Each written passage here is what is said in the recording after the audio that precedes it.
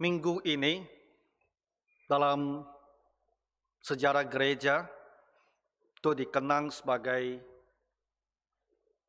Minggu Suci, ada juga disebut sebagai Minggu Palma.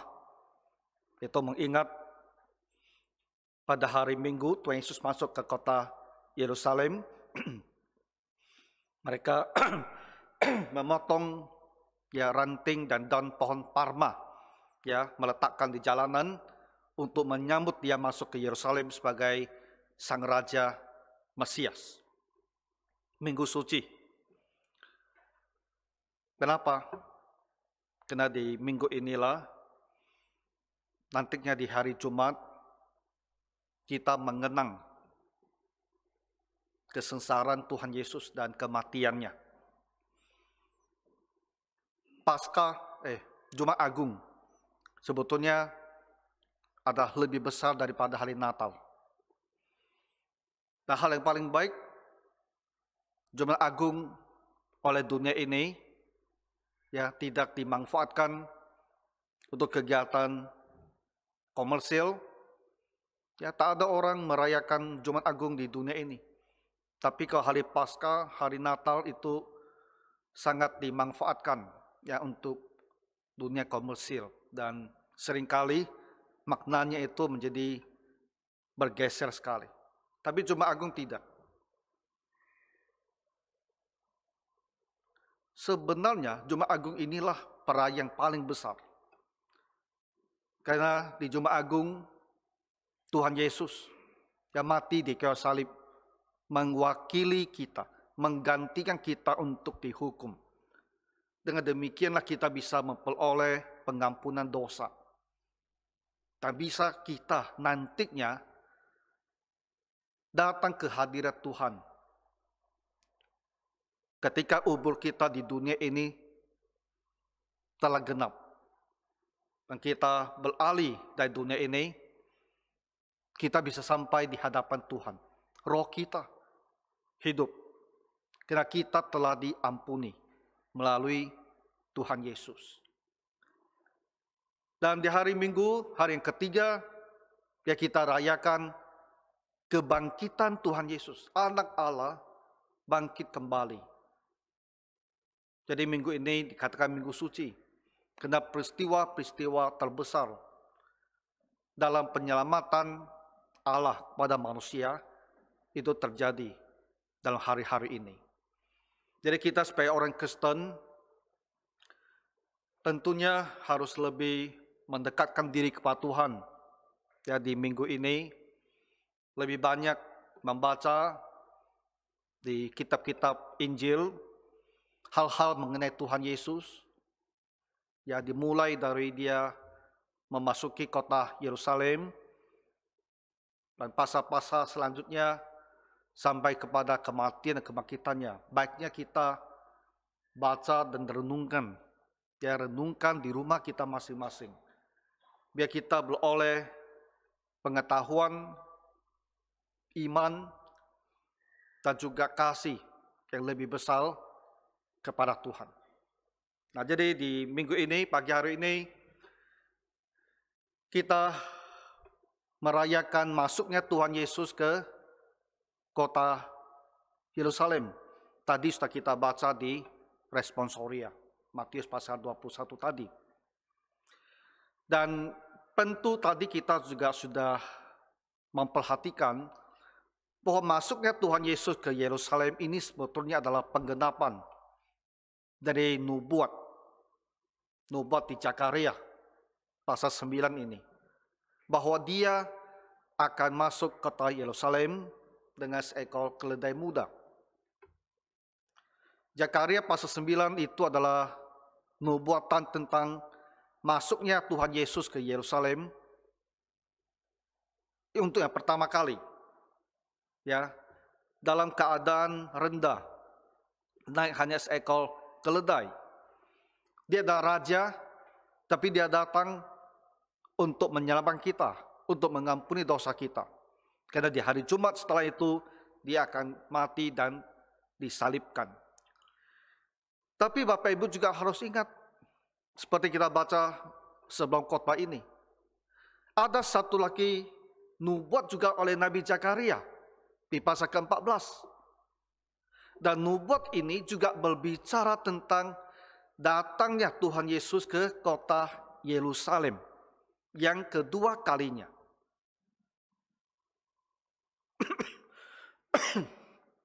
Nabi Zakaria itu melayani umat Tuhan yang telah kembali dari pembuangan. Waktunya itu, supaya kita gampang ingat, itu tahun 500 sebelum Masehi. Jadi sampai sekarang ini, tulisan di kitab Zakaria ini sudah ada 2500 tahun. Nah, 500 tahun sebelum Tuhan Yesus lahir, Zakaria ini telah menubuatkan nantinya dia akan masuk ke kota Yerusalem sebagai raja dengan mengendarai seekor keledai. Dan itu sudah terjadi. Tapi Zakaria juga mempunyai sebuah nubuat yang lain. Di pasal ke-14, bahwa Tuhan Yesus atau Raja Mesias ini nantinya juga akan kembali ke kota Yerusalem. Dan kali yang kedua ini sebagai raja yang gagah perkasa. Ia akan menyelamatkan Israel dan akan memulai kerajaannya di dunia ini selama 1000 tahun. Yang kita sebut sebagai kerajaan milenium. Nah, jadi nubuat yang pertama itu telah digenapi di masa lalu. Bagi kita itu sudah 2000 tahun lalu penggenapannya. Tetapi nubuatnya yang kedua itu masih di masa depan. Dan bagi kita pun itu masih di masa depan. Dan kita masih mengamati di dunia ini, peristiwa-peristiwa di dunia ini. Apakah ada petunjuk dan tanda-tanda di mana hal ini akan tergenapi. Untuk pagi hari ini, kita akan mempelajari kitab Zakaria pasal yang ke-14 ini. Dan kita akan jelaskan kepada Bapak Ibu ya dari ayat 1 sampai ke 9 apa yang terjadi nanti ketika Tuhan Yesus datang kembali ke kota Yerusalem untuk yang kedua kalinya. Dan kiranya kita bisa melihat kemuliaan Tuhan Yesus. Betapa mulianya Tuhan Juru Selamat kita. Dan kiranya di dalam hati kita akan muncul rasa takut, rasa hormat, dan disertai dengan rasa syukur. Bahwa itulah Juru Selamat kita yang membawakan kita keselamatan. Tuhan yang berkuasa, yang mengendalikan dunia ini. Dunia yang akan datang. Jadi kalau Bapak Ibu ada Alkitabnya, mari kita buka di Zakaria pasal yang ke-14. Teksnya mungkin bisa ditayangkan ya.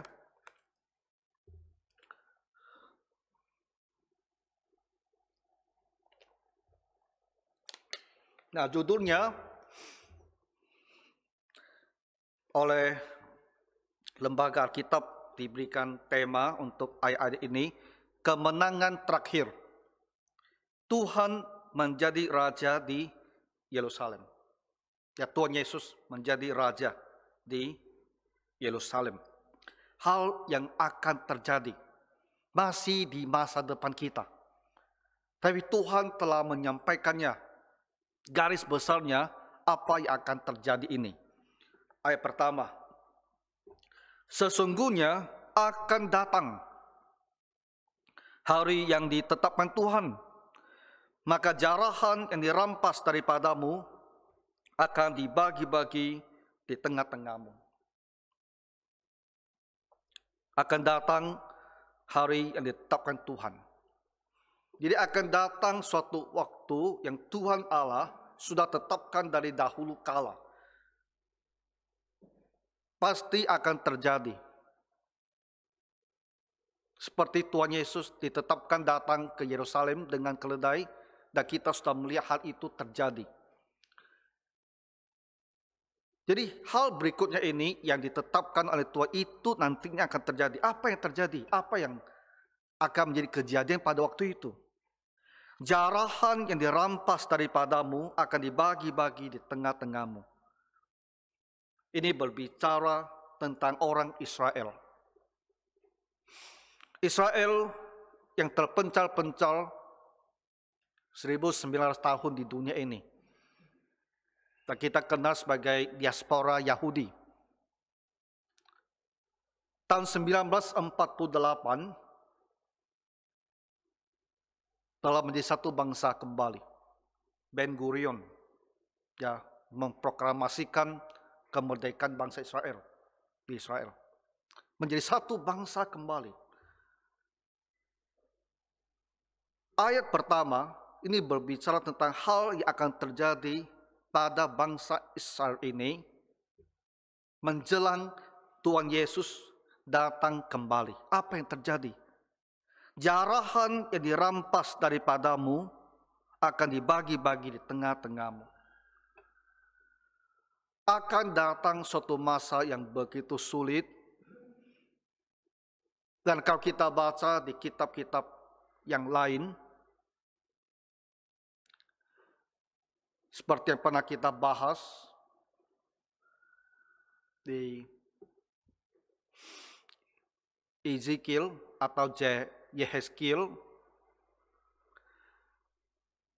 nanti akan ada satu konfederasi persekutuan bangsa-bangsa di dunia ini, dan mereka akan berperang melawan Yerusalem. Mereka akan berperang melawan bangsa Israel ini. Dan ayat 1 ini mengatakan bahwa dalam peperangan itu Israel ini akan kalah. Mereka akan ditaklukkan. Sehingga dikatakan jarahan yang dirampas daripadamu. Kekalahan perang bangsa itu ditaklukkan dan mereka akan dirampas. Akan dibagi-bagi tengah-tengahmu. Jadi mereka akan menguasai Yerusalem, menguasai Israel ini. Dari tengah-tengah mereka, semua yang mereka telah rampas itu akan dibagi oleh bangsa-bangsa ini. Tentu hari ini, kalau kita amati sejarah masa sekarang, hari ini belum terjadi. Tapi musuh Israel itu banyak sekali. Suatu waktu peristiwa ini akan terjadi. Mereka akan ditaklukkan dan bangsa itu akan dijara dan akan begitu dihina, direndahkan, sehingga segala kekayaan mereka itu bahkan akan dibagi-bagi di tengah-tengah bangsa mereka itu. Nah inilah akan terjadi. Ayat kedua, aku akan mengumpulkan segala bangsa untuk memerangi Yerusalem. Seluruh dunia ini akan datang memerangi Yerusalem dan kota itu akan direbut. Dia pasti akan kalah. Rumah-rumah akan dirampoki, harta-harta mereka akan diambil, perempuan-perempuan akan ditiduri.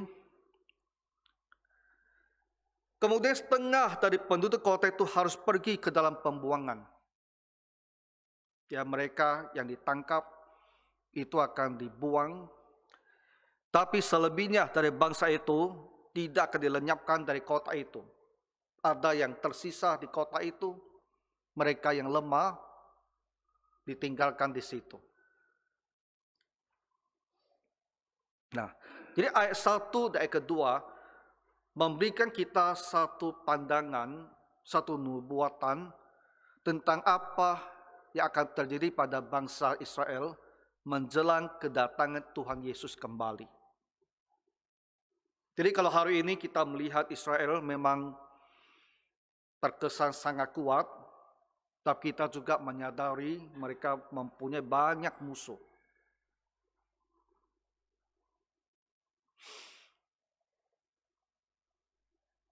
Turki, Iran, dulu Libya, ini semua adalah musuh besarnya. yang sampai sekarang masih memusuhinya. Sekarang kita mungkin melihat Israel sepertinya, terutama dalam perang Ukraina ini, sepertinya dia dekat-dekat dengan Rusia. Ya, pernah saya sampaikan beberapa minggu lalu, dia bahkan jadi juru damai, ya diundang ke bertemu Putin, berbicara 3 jam. Kelihatannya seperti bersahabat, berteman. Tapi kalau kita ikuti perkembangan berita di sana, terutama sekarang, Rusia juga minta Israel kembalikan tanah tinggi Golan, dataran tinggi Golan, ya kepada Syria. Dataran tinggi Golan itu bisa dikembalikan, karena itu posisinya tinggi sekali. Dari atas sana melihat itu ke wilayah Galilea. Itu kalau dikembalikan, itu semua misal turun saja gampang sekali itu. Jadi tak akan dikembalikan. Nah, tapi Rusia minta itu harus dikembalikan Israel. Artinya kalau dikembalikan itu akan memperkuat musuhnya di Syria sana. Amerika kita terkesan dia itu teman baik Israel. Tapi kalau Bapak Ibu ikuti pembahasan mereka, terutama bantuan dana ke Israel dari Amerika yang sangat besar, itu di Partai Demokrat selalu berpikir bagaimana mau memotong dana itu ke Israel. Ya. Jadi superpower yang ada saat ini kelihatannya berteman. Tapi kalau diikuti berita mereka di hari ke hari, itu selalu nampak upaya-upaya bagaimana mau mengendalikan Israel, kalau bisa mau menundukkan Israel. Dan kitab suci mengatakan apa? Pada akhirnya segala bangsa, ayat kedua, aku akan mengumpulkan segala bangsa untuk memerangi Israel. Pada akhirnya mereka akan datang memusuhinya dan menaklukkannya.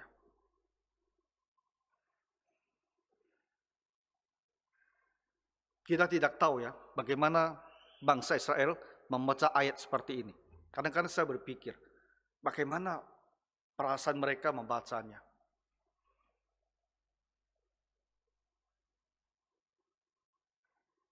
Tapi ini adalah kitab suci. Perjanjian lama, kitab sucinya orang Yahudi.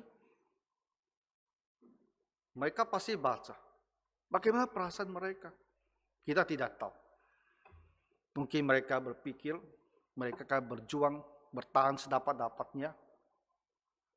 Tapi apa yang Tuhan katakan itu akan terjadi. Akan dikalahkan.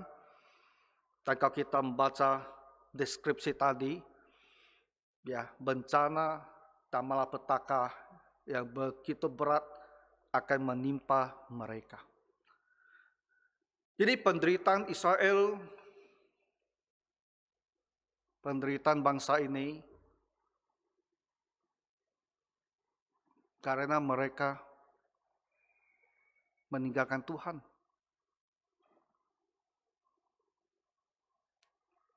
Di zaman raja-raja, setelah Daud, hati mereka berubah, menyembah berhala. Sampai bangsa Israel, bangsa Yehuda, kedua kerajaan itu ditaklukkan dan binasa. Itu sebagai hukuman. Salah satu sebabnya itu adalah penyembahan berhala.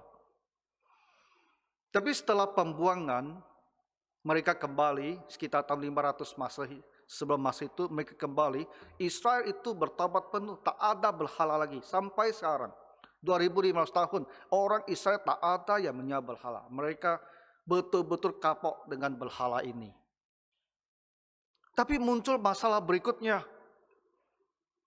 Mereka menolak Mesias yang telah Tuhan Allah janjikan. Mesias telah datang. Tuhan Yesus telah datang. Dan telah menunjukkan dirinya dalam Mesias dengan mengenapi ayat-ayat yang berbicara tentang hal-hal yang akan dikerjakan oleh Mesias. Tapi mereka menolaknya. dalam pengajaran Tuhan Yesus, dalam mujizat Tuhan Yesus, mereka menyangkal dia adalah Sang Mesias.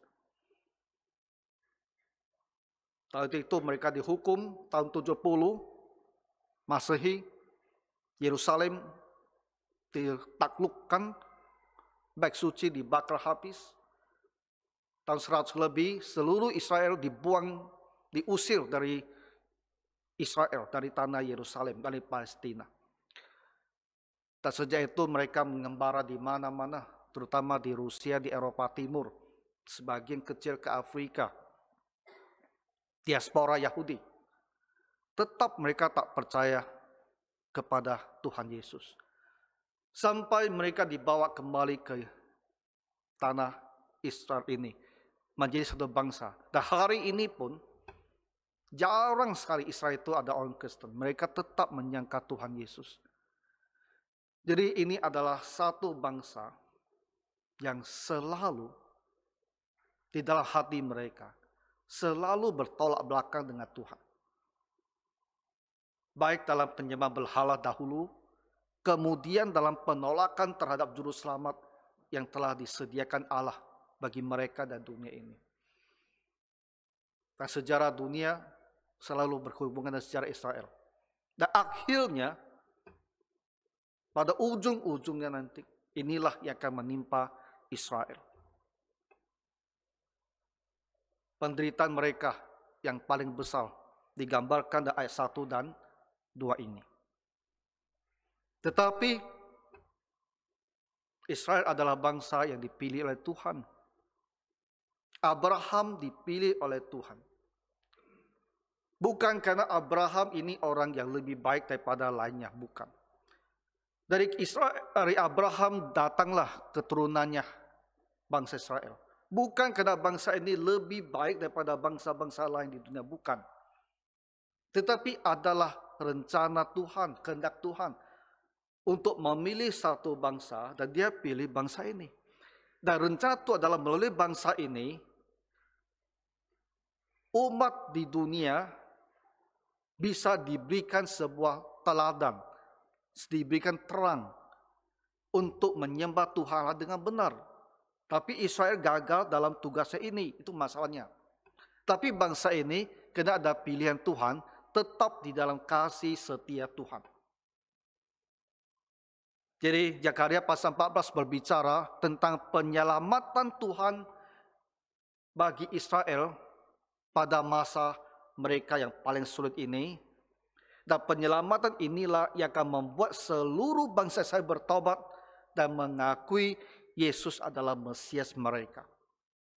Itu terjadi pertobatan massal, pertobatan satu bangsa pada akhir zaman nantinya, ketika mereka telah sampai kepada titik terendah dalam penderitaan yang terberat.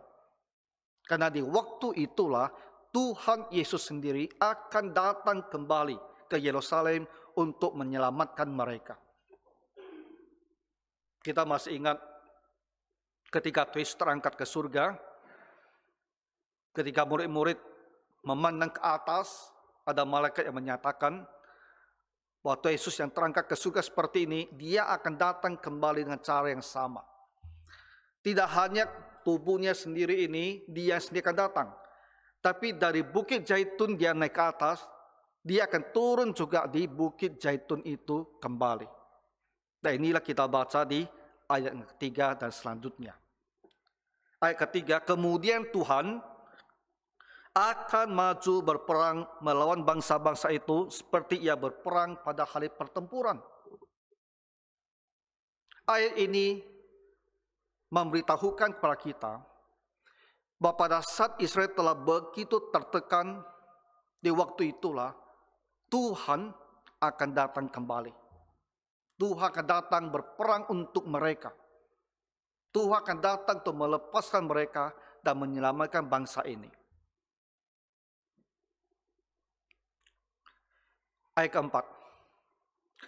Pada waktu itu, kakinya akan berjejak di Bukit Zaitun yang terletak di depan Yerusalem di sebelah timur. Nah ini dia. Tuhan Yesus membawa muridnya ke Bukit Zaitun. Bukit Zaitun itu, kalau kita di sini, bawahnya posisi saya ini di Bukit Zaitun, memandang ke bawah, itu kota Yerusalem. Itu lembahnya, dia di atas. Jadi Tuhan Yesus di Bukit Zaitun ini, dia naik ke atas, diangkat ke surga. Nah, nanti dia akan turun kembali, dan kakinya berjejak di Bukit Zaitun. Dia akan turun dari surga, dan tibanya, atau kita pakai istilah mendaratnya, itu di Bukit Zaitun. Inilah dikatakan oleh ayat 4. Pada waktu itu kakinya akan berjejak di Bukit Zaitun yang terletak di depan Yerusalem di sebelah timur. Tuhan Yesus akan turun dari surga, berjejak di Bukit Zaitun, dan dari situlah dia akan berperang melawan bangsa-bangsa itu, dan akan menyelamatkan bangsa Israel. Dan ketika Tuhan Yesus datang kembali, ada hal-hal yang sangat luar biasa yang akan terjadi. Dan digambarkan dalam ayat-ayat ini sampai ayat yang ke-9. Ya, mari kita lihat. Ayat keempat di bagian tengahnya, Bukit Zaitun itu akan terbelah dua dari timur ke barat, sehingga terjadi suatu lembah yang sangat besar. Setengah dari bukit itu akan bergeser ke utara dan setengah lagi ke selatan. Maksudnya apa? Ketika Tuhan datang kembali akan terjadi gempa bumi. Ya, terjadi gempa bumi yang sangat besar, sehingga bukit itu akan terbelah, ya, dan tanahnya itu akan bergeser.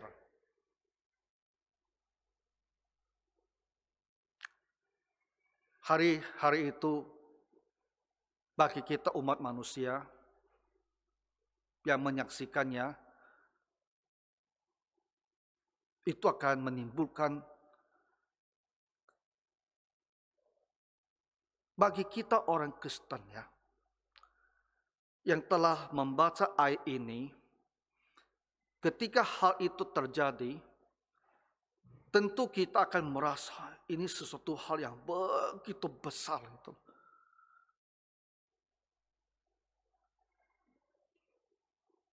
Dalam hati kita mungkin tergoncang, karena hal demikian tak pernah terjadi. Tetapi kita tidak akan takut dan panik, seolah-olah kita lagi menghadapi sebuah bencana yang mengerikan. Kita tidak akan demikian, karena kita tahu Tuhan Yesus yang datang kembali, dan peristiwa ini terjadi. Di hati kita akan ada rasa bahwa Tuhan kita itu begitu mulia, begitu berkuasa. Dan akhirnya kita melihat Dia. Ya. Sejak kita mengenal Tuhan Yesus, mendengar tentang Tuhan Yesus, dan kita percaya dengan iman. Kita membaca kitab sucinya, dan kita tahu hal-hal yang ditulis tentang Dia. Tapi kita tak pernah melihat Dia. Tapi pada saat itulah mata kita akan melihat Dia. Tapi bagi orang dunia yang tak mengenal Tuhan, bagi mereka yang menolak Dia, yang 2000 tahun ini menghina dan merendahkan Dia, itu akan jadi kepanikan luar biasa.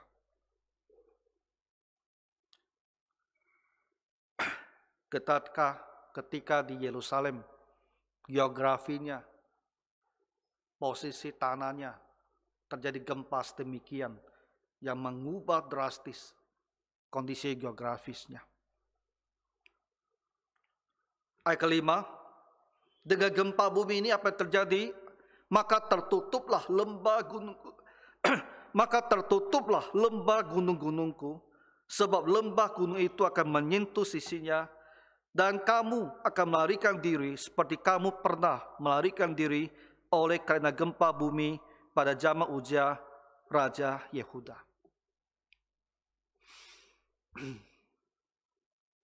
Pergeseran gunung, pergeseran tanah itu menciptakan lembah. Dari situlah orang Israel yang masih tersisa akan menyelamatkan diri. Menyelamatkan diri dari peperangan dari musuh mereka yang besar.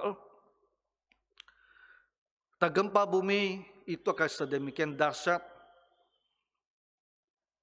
sehingga Zakaria mengatakan akan mengingatkan mereka kepada gempa pada zaman Raja Uzia. Nah, pada masa kerajaan kita memang membaca bahwa pernah ada satu gempa bumi di Israel.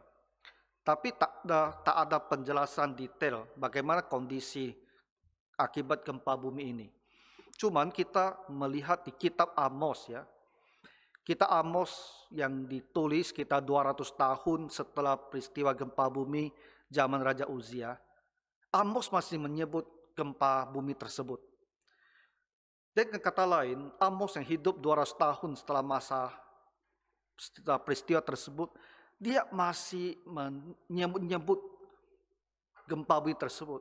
Artinya 200 tahun kemudian, orang Israel itu masih merasakan, masih teringat itu bagaimana menakutkannya gempa bumi di zaman Raja Uzia itu. Sehingga masih tulis oleh Raja Amos. Dan di Zakaria mengingatkan kembali ya, gempa bumi ini dengan kedatangan Tuhan Yesus itu akan membuat Israel ingat kembali bahwa di dalam sejarah mereka di masa dahulu kala itu pernah terjadi sebuah gempa yang sedemikian dahsyat. Kita memang tak ada penjelasan terperinci bagaimana kondisi dan akibatnya. Tapi ini tentu suatu peristiwa yang sangat besar. Apalagi yang terjadi dengan kedatangan Tuhan Yesus dan perubahan yang begitu besar di geografi Israel. Ayat ke-6, pada waktu itu tidak akan ada lagi udara dingin atau keadaan beku. Tentu kita tak bisa menjelaskan bagaimana hal itu terjadi. Tapi ayat ini mengatakan setelah itu di Israel itu tak ada lagi musim dingin gitu. Tak ada lagi udara dingin, tak ada lagi keadaan beku. Tak ada musim dingin. Kalau sekarang ada. Mereka itu 4 musim. Tapi peristiwa gempa bumi ini akan mengubah iklim sedemikian rupa sehingga nanti di sana sudah tidak ada lagi musim dingin, tak ada lagi musim salju. Tetapi akan ada satu hari itu diketahui oleh Tuhan, tidak ada pergantian siang dan malam pun menjadi siang. Ada satu hari pada saat kedatangan Tuhan Yesus itu dikatakan tak ada malam harinya.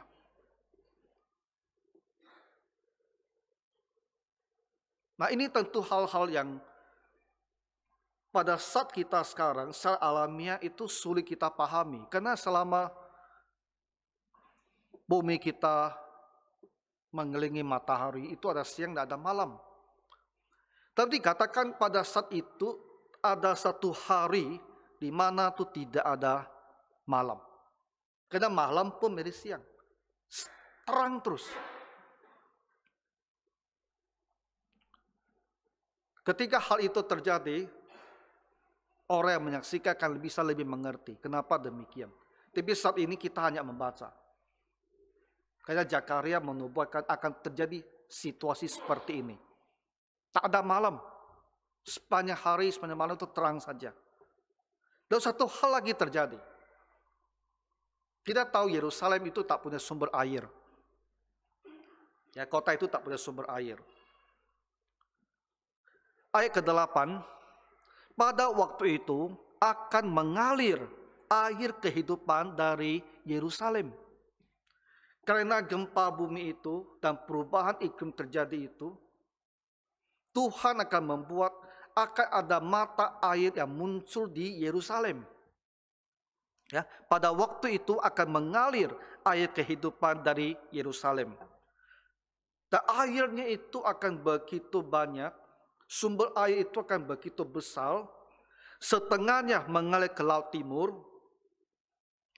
Timur itu berarti laut mati. Jadi dari Yerusalem itu air yang muncul itu akan sedemikian banyak, sebagiannya itu akan mengalir masuk ke laut mati. Laut mati saat ini adalah laut yang tak punya kehidupan, karena kandungan garamnya yang begitu tinggi. Itu lautnya mati, tak bisa ada kehidupan. Tapi air dari Yerusalem disebut air kehidupan. Karena dia akan mengalir masuk ke laut mati ini, mengubah kadar garamnya sedemikian rupa, sehingga laut mati ini akan menjadi tempat dengan air yang bisa dijadikan tempat hidup bagi ikan dan hal-hal lainnya di dalam laut. Akan mengubah laut mati menjadi laut di mana kehidupan akan ada di sana. Setengahnya akan mengalir ke laut timur, timurnya itu di laut mati, dan setengah lagi akan mengalir ke laut barat. Laut barat itu disebut, itu adalah laut Mediterranean, atau kita disebut laut besar. Jadi sumber air itu akan muncul dari Yerusalem. Begitu banyaknya, sehingga ada yang akan mengalir ke laut mati, ada yang akan mengalir ke laut besar. Itu akan terjadi. Hal itu akan terus berlangsung dalam musim panas dan dalam musim dingin. Akan terus terjadi seperti itu. Israel akan diselamatkan dari perang, dari kekalahan mereka. Lalu akan ada perubahan yang sedemikian drastis di Yerusalem. Hal-hal itu hanya bisa kita baca dan coba untuk memahami bagaimana itu terjadi, apa yang terjadi. Tapi nanti itu terjadi ketika Tuhan Yesus datang kembali. Dan dengan kembalinya Tuhan mengubah Yerusalem, dan akan menjadikan Yerusalem sebagai ibu kota kerajaan milenium. Bapak Ibu, dengar baik-baik. Tuhan Yesus datang kembali, dan selagi di dalam bumi kita yang saat ini, dia akan memerintah selama 1000 tahun. Maka disebut kerajaan milenium. Dan Yerusalem inilah akan menjadi ibu kota daripada kerajaannya selama 1000 tahun.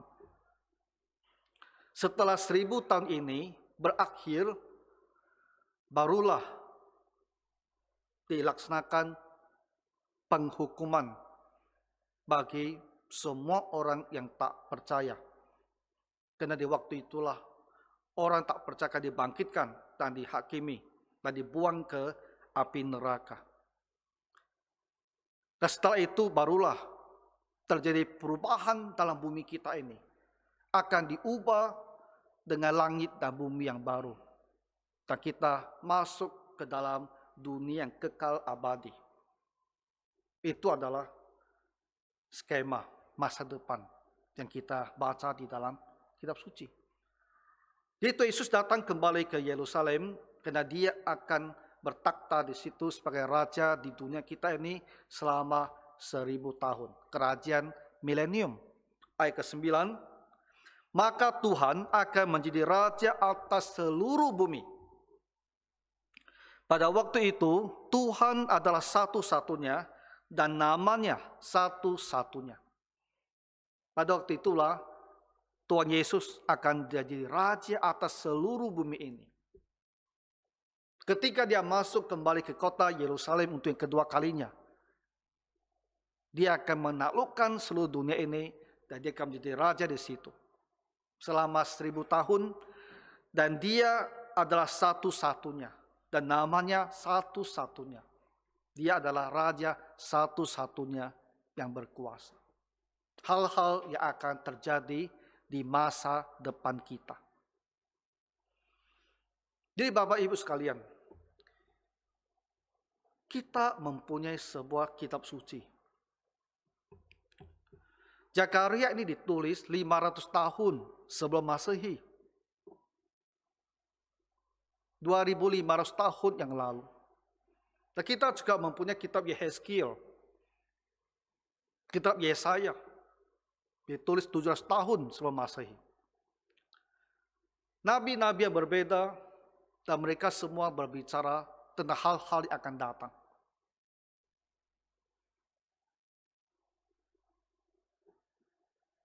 Dan orang-orang lahir, mati, generasi demi generasi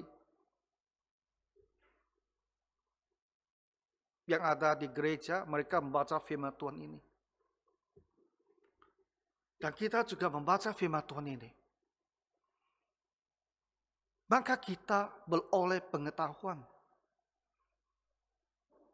tentang gambaran akhir dari sejarah dunia kita. Dunia kita ini bukanlah dunia akan terus berlanjut tanpa akhir. Sama sekali bukan. Dunia kita ini sedang menuju satu titik puncak.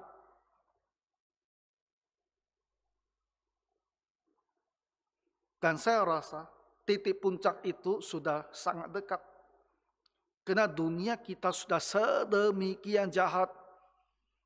Kalau titik puncaknya tidak segera tiba, dunia ini mau jadi bagaimana?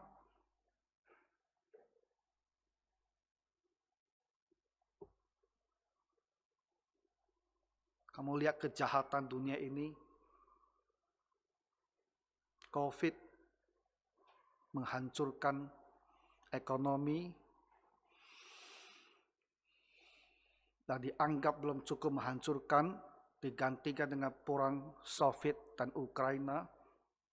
Tadi malam saya baca, ekonomi Eropa akan hancur dengan sanksi-sanksi seperti itu. Sanksi kepada Rusia, tapi yang mati adalah Eropa. Kejahatan dunia merancang semua ini. Untuk apa? Untuk Great Reset. Menata ulang ekonomi dunia ini. Kejahatan besar itu. Dari sisi moral, LGBT, transgender, merajalela,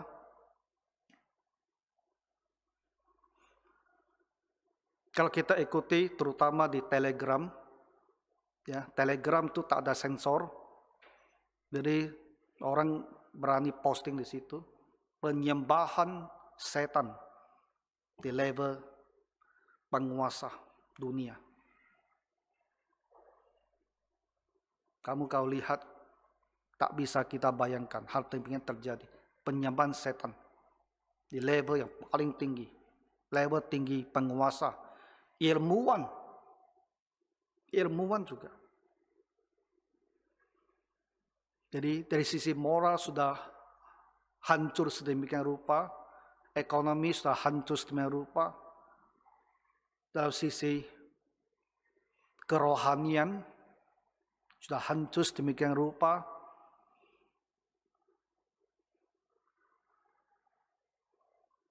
Dunia ini mau jadi apa lagi kalau Tuhan belum datang? Jadi dengan melihat hal-hal demikian dalam kehidupan umat manusia sekarang, dalam melihat kenyataan Israel sudah ada sejak tahun 1948, sehingga tulisan-tulisan tentang Israel itu sudah bisa dinubuatkan. Kalau bangsa itu tak ada, nubuatan itu tak bisa digenapi.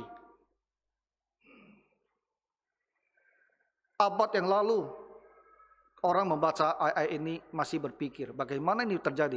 Israel saja tidak ada. Tapi abad 20 sudah berbeda. Abad 21 tentu berbeda.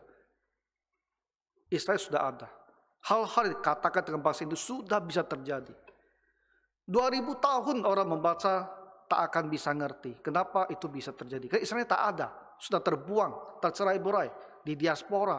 Tapi di masa kita, mereka sudah ada. Jadi kalau dilihat dari sisi seperti ini, kita punya satu pemikiran bahwa hari kedatangan Tuhan Yesus itu harusnya sudah dekat.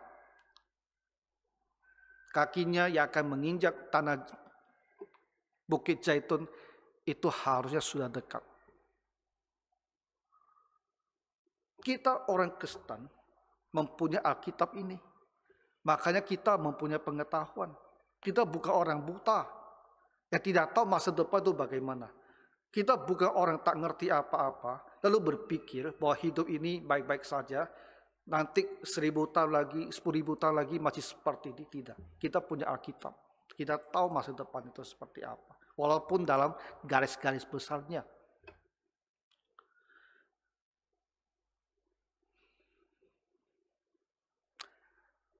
Jadi mau bagaimana kita bersikap ya dengan membaca nubuatan seperti ini?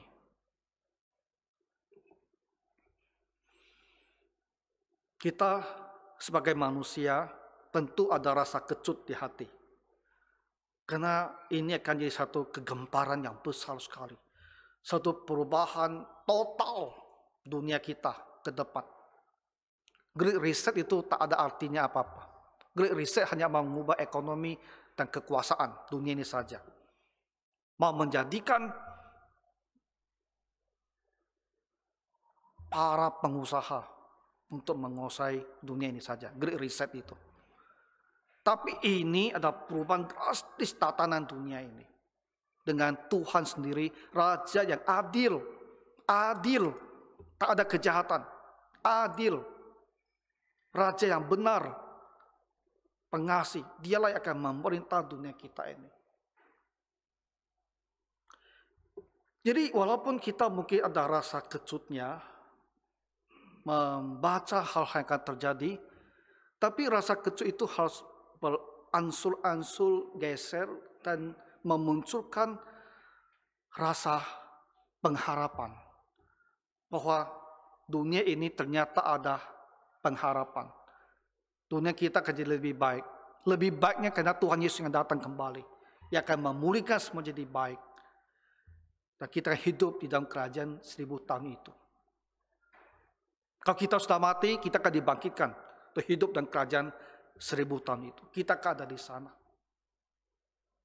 Ya, masa depan kita itu baik. Karena Tuhan Yesus akan kembali dan memerintah. Jadi hari-hari kita ke depan, sambil kita mempelajari kitab suci, ya, dan mengamati peristiwa-peristiwa di dunia kita ini, kita harus hidup beribadah kepada Tuhan. Bapak Ibu, hidup beribadah. Hati kamu itu jangan jauh-jauh dari Tuhan lagi. Ya, harus hidup beribadah. Karena Tuhan Allah begitu besar. Kita harus ada takut kepadanya, beribadah. Berdoa, Tuhan tolong saya untuk patuh kepada firman-Mu. Ya, hidup sebagai seorang Kristen yang patuh. Dalam segala hal, segala kesempatan, kita berbuat sesuatu bagi Tuhan Yesus, melayaninya. Ya. Dan jalani hidup kita demikian. Karena kita hidup menunggu Tuhan kembali. Kita ada orang-orang yang punya pengharapan sedemikian baik. Ya, kita ada orang Kristen. Beda dengan dunia yang tak mengenal Tuhan, yang tak punya pengetahuan. Jadi Tuhan kiranya menolong Bapak Ibu sekalian. Ya, mari kita berdoa.